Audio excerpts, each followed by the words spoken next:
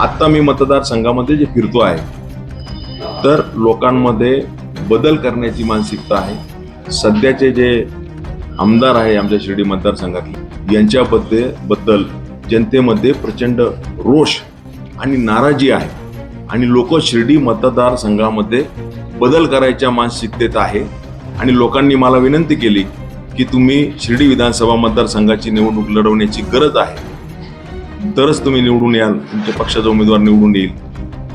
मी लोकांच्या विनंतीचा विचार करून विधानसभेची शिर्डी मतदारसंघाची निवडणूक लढवण्यासाठी भारतीय जनता पक्षाच्या नेत्यांना प्रत्यक्ष भेटणार आहे. या अगोदर काल परवा पत्रव्यवहारही केला आणि त्यांना भेटून मी परिस्थिती सांगणार आहे की जर शिर्डी मतदारसंघातले उमेदवार बदलले नाही तर इथं लोक परिवर्तन त्या ठिकाणी करणार आहे.